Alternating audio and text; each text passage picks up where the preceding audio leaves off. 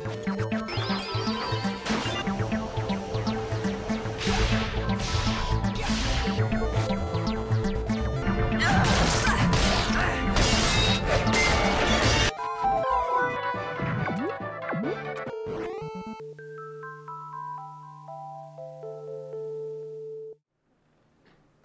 Lord of the Rings The Third Age is a licensed movie game by Electronic Arts.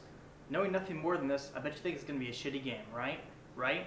Well, normally you'd be right, but this time, you're wrong. I can't believe I'm saying this, but EA managed to make a solid console RPG based on the Lord of the Rings films. Granted, I'm not going to hold EA to the same standards that I do a Japanese developer like Square.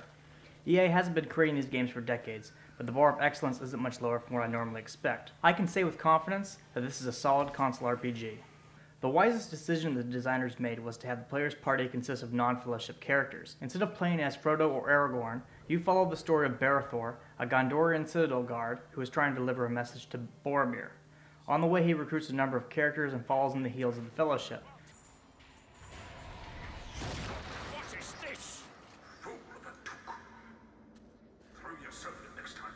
Rid us of your stupidity. After Boromir dies, Gandalf charges Berethor with helping Aragorn defend the human cities. Plot-wise, the game is a side story to all three films. It does an excellent job of adapting the film into a stereotypical console RPG. Although magic isn't as common in the films or Tolkien's books, it is in abundance in the game, and many attacks utilize it. That the developers took some artistic license with this game doesn't really bother me because the gameplay is fun. I'm actually glad that EA took a gamble and decided to make a console-style RPG based on the films. I played some of the other Lord of the Rings games EA has made, and this is by far the best one. Like all console-style RPGs, combat is turn-based. The random battle staple is also alive and well. The graphical style reminds me of some of the recent Final Fantasy games, but with the exception of a limit break system, the combat engine is clearly paying homage to the Dragon Quest series. The character class tropes are especially true when you look at the character types. We got the archer specializing in debuffs, the thief who steals items, the generally useless lancer, the high defense, high damage oriented main character, and the cleric female lead who is in love with the hero but totally shy about it. Come, Gondorian. We shall attend to my matters in due course.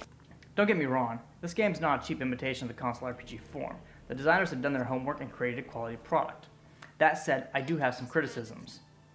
Firstly, it would have been nice if characters did not share a limit break meter. I can't see any good reason for why they don't have their own. Secondly, EA has put too much of the game's storyline into optional video files that you unlock. Because the videos can run for several minutes and you generally unlock a new one every 10 minutes, it's just a giant pain in the ass to constantly stop whatever you're doing, open the video submenu, and then watch the video. Then you have to close all the windows to continue playing the game after you've watched the 10-minute frickin' video. I didn't even bother to watch them all until after I beat the game. I wish they had incorporated the FMVs into the gameplay better. I mean, look at this. Right after you beat the Balrog, you have to watch the whole goddamn movie clip of Gandalf falling into the pit. Thirdly, the Mines of Moria level annoyed the absolute shit out of me. Because the graphics are so dark, I often got lost and the mini-map is of little value, because there are sometimes multiple layers within one area, and the map doesn't distinguish between them. After wandering around for over an hour, I had to turn to a strategy guide just to find the fucking exit for the first section of this level. You rangers from the north are full of riddles. Fourthly, some parts of the storyline are rather forced. For example, the second to last battle of the game has you fighting side by side with Éoaden as she takes on the Witch King. While this makes for a fun battle, story-wise it is a retcon of the novel and the film. I do think that the detail that the designers put into the character equipment is worthy of note. Playing this game is like taking a tour of the Weta Workshop Armory. They modeled just about every piece of armor and weapon created for the film. It makes me feel like this game was a labor of love for the team, and I appreciate that they put this level of effort into the game. Another feature worth mentioning is that after you clear a level, you can play a mini-game where you control a party of monsters to fight for your party. If you win the battles, you earn special items for your PCs to use in the actual game. Also, it's just totally badass that you can play as the Balrog. That's right, you can play as the Balrog. It's not on the cover for no fucking reason. Yeah, that's right, bitches, I'm the motherfucking Balrog. I'm gonna kick your fucking ass. Sorry. I wish EA would release a sequel where you just play the monsters, because I deeply enjoy this aspect of the game. The time of the Orc has come. If you're a fan of Lord of the Rings films and you enjoy console RPGs, I encourage you to track this game down and check it out. I can say with some confidence that this is the best console-style RPG to come from a non-Japanese developer. I wish EA would bring this team of designers together to make a prequel, possibly set in the First or Second Age. That would give the team a lot more flexibility for the storyline, and I would definitely purchase it. Lord of the Rings' Second Age. Think about it, EA. One last thing.